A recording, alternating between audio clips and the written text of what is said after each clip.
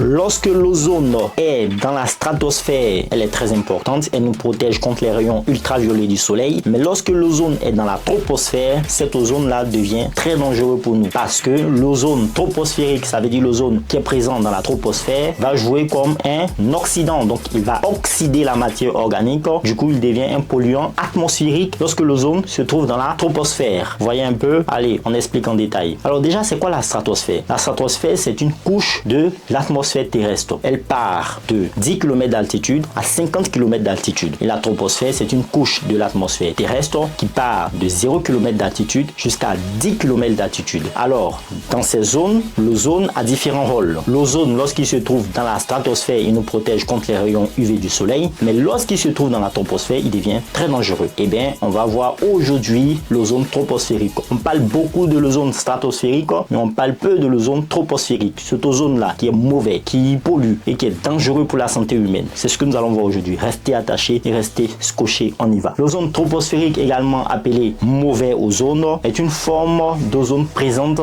dans la basse atmosphère terrestre. Ça veut dire entre 0 et 10 km d'altitude. Principalement entre les surfaces terrestres de l'altitude d'environ 10 à 15 km. Contrairement à la couche d'ozone stratosphérique qui se situe entre 15 et 35 km d'altitude et qui est bénéfique en protégeant la Terre des rayons ultraviolets nocifs. L'ozone troposphérique est considéré comme un polluant atmosphérique ayant des effets néfastes sur la santé et bien sûr sur l'environnement. L'ozone troposphérique est formé des réactions chimiques complexes impliquant des composés organiques volatiles, les corps et les oxydes d'azote, les NOx, et la lumière du soleil. Des émissions provenant des activités humaines telles que la combustion des combustibles fossiles, les émissions de véhicules automobiles, les émissions industrielles et agricoles contribuent de manière significative à la formation de l'ozone troposphérique. Maintenant, on va parler des effets de l'ozone troposphérique. Après avoir parlé de comment est-ce que l'ozone troposphérique se forme, on va parler maintenant des effets de l'ozone troposphérique. Les effets de l'ozone troposphérique sur la santé humaine sont variés et peuvent inclure des problèmes respiratoires, des maladies cardiovasculaires, des irritations pulmonaires et des exacerbations de l'asthme et d'autres troubles respiratoires. De plus, l'ozone troposphérique peut avoir un impact